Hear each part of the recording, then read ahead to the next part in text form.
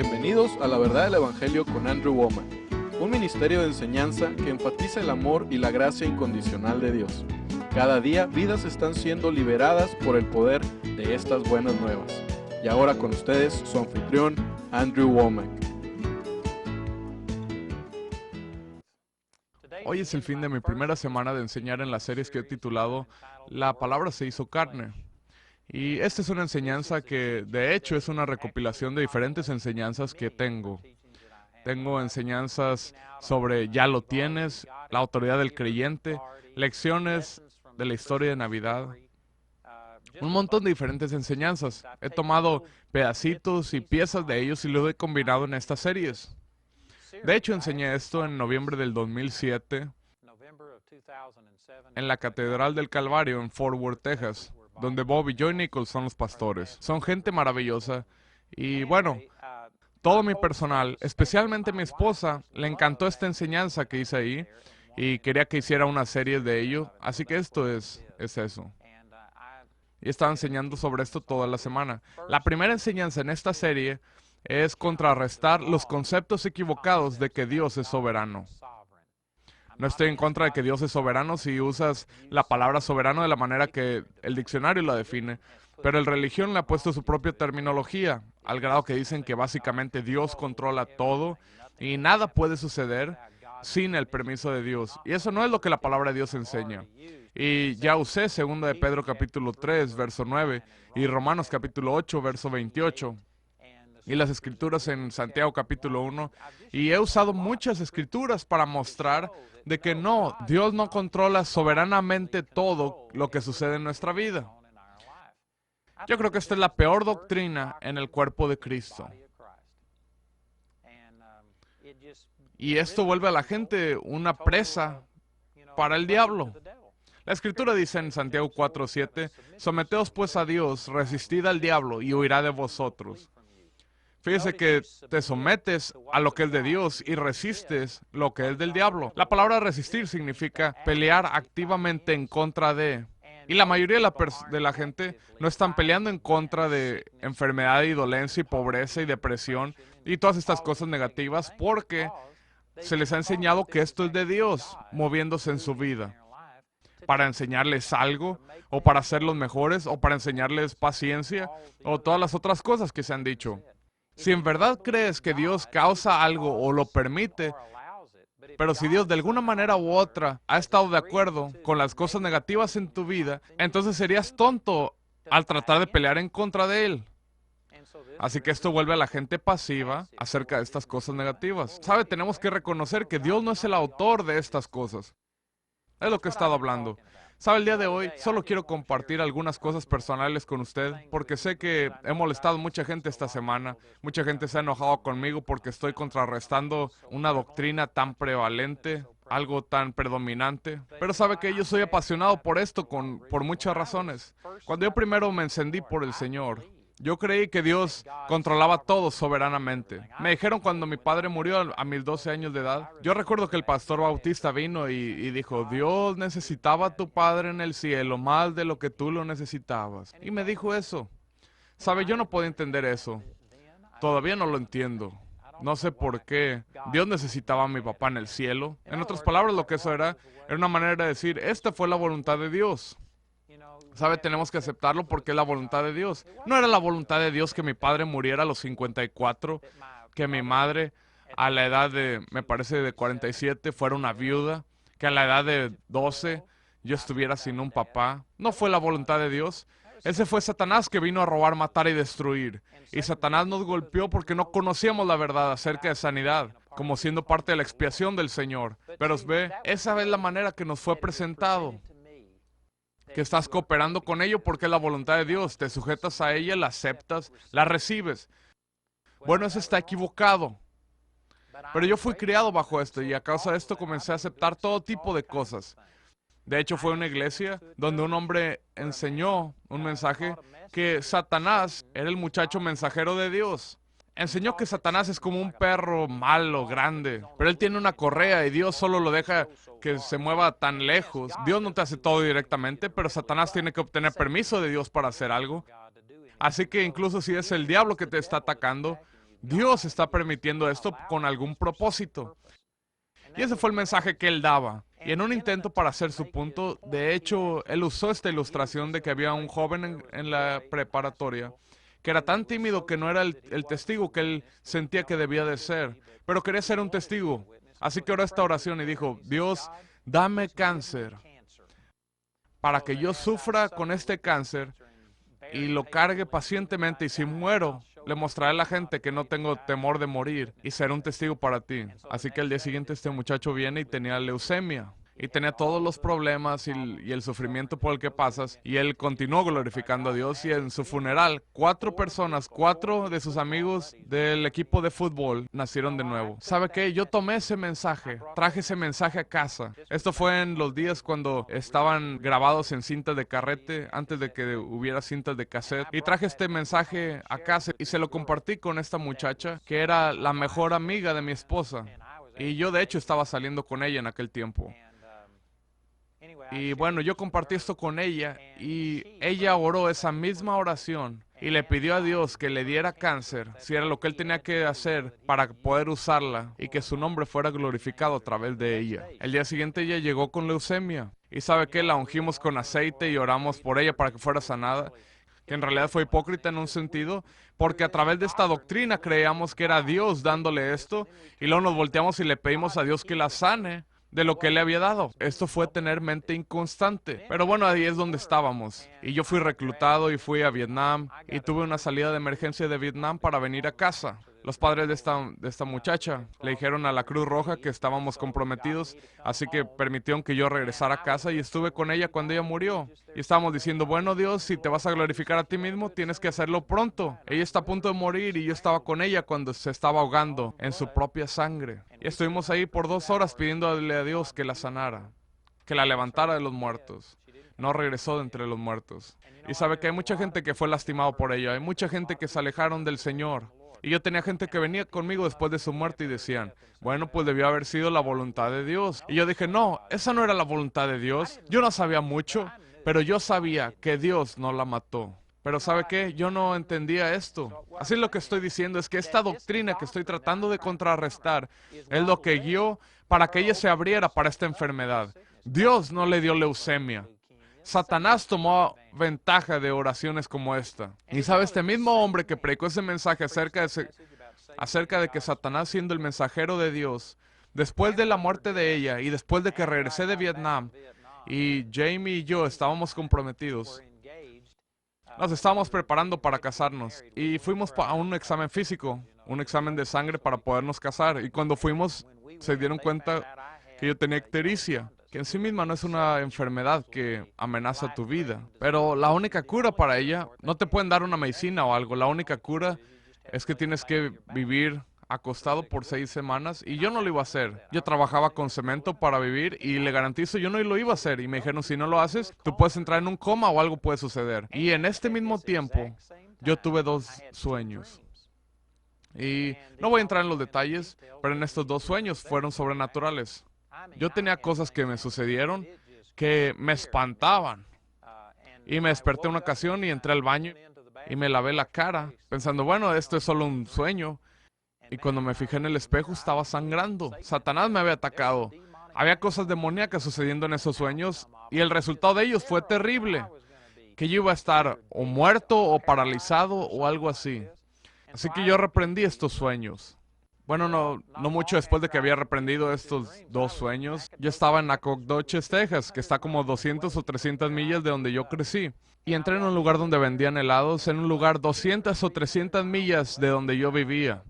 Y una mujer que yo nunca había visto antes caminó hacia mí en esta tienda y me dijo, Dios habla una vez y 2 veces, en visiones de la noche y en sueños. Y continuó, y era una cita del libro de Job, y ella dice, tú pensaste que esos 2 sueños eran del diablo, pero vienen de Dios.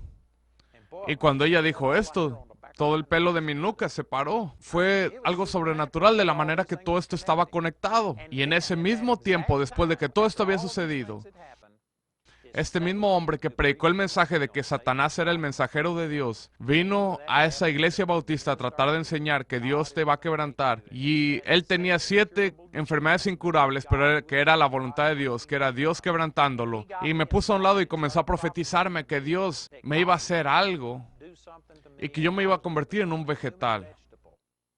Y por 8 años yo estaría en un coma. Y Dios estaría obrando en mí. Y Dios estaría quebrantándome y haciéndome más y humillándome. Y cuando yo saliera de esto, yo sería tan fuerte como el apóstol Pablo. ¿Y sabe qué? Mucha gente nunca aceptaría este tipo de cosas, excepto yo era una persona religiosa. Y yo había hecho un compromiso completo de mi vida al Señor y me habían sido enseñado que Dios mató a mi padre, que Dios mató a mi abuela, que causó todas estas tragedias, que mató a esta muchacha con la que yo iba a estar comprometido, todas estas cosas terribles. ¿Y sabe qué?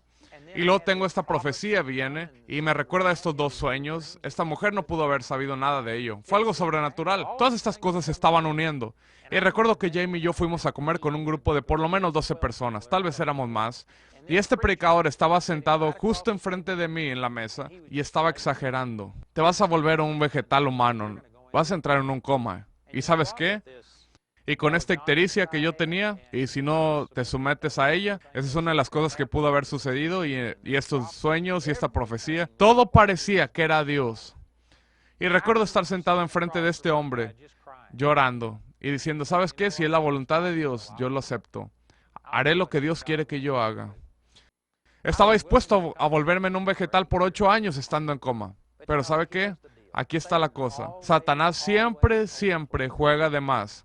Y este predicador que estaba sentado del otro lado de la mesa, cuando él vio que yo le estaba obedeciendo y que estaba llorando y diciendo, sí, yo lo voy a hacer, yo voy a hacer todo, sí es la voluntad de Dios. Entonces, ¿sabe qué?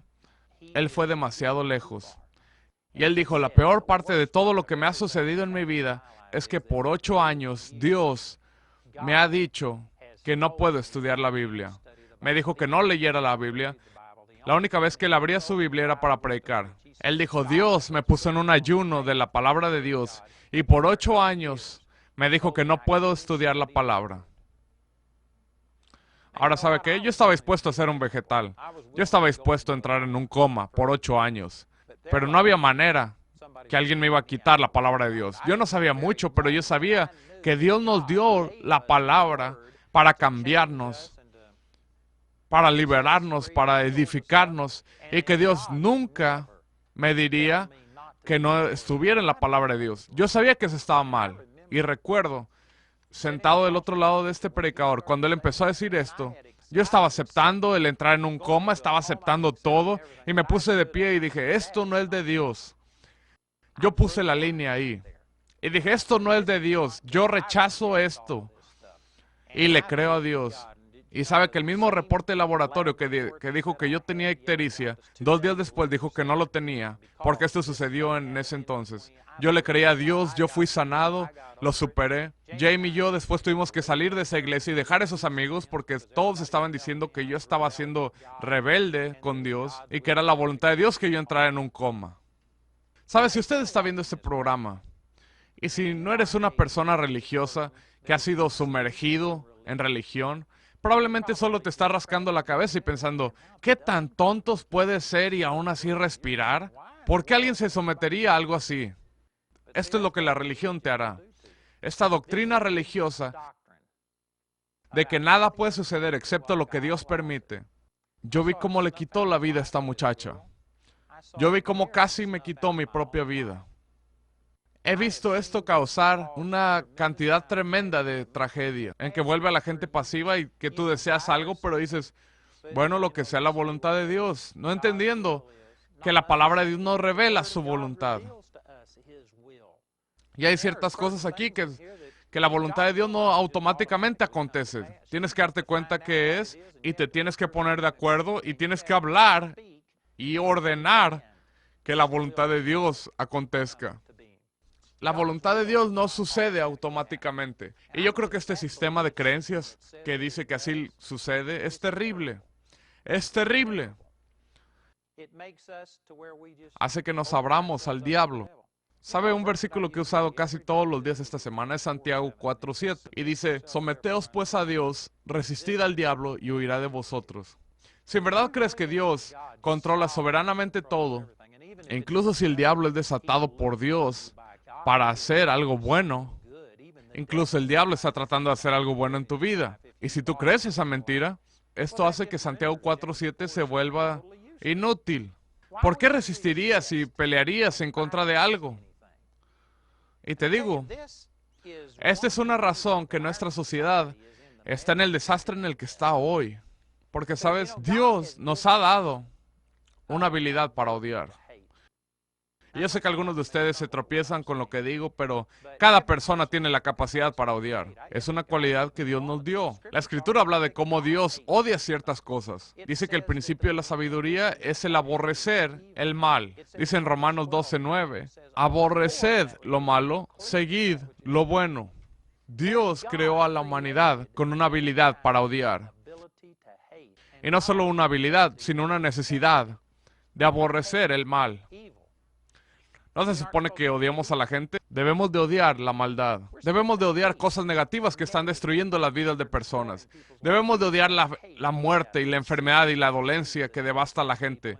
Y pobreza y divorcio y homosexualidad que arruina la vida de gente. Hay cosas que debemos de odiar. Y aún así, hoy, la gente está rechazando los estándares de Dios, de las cosas que deberíamos de odiar.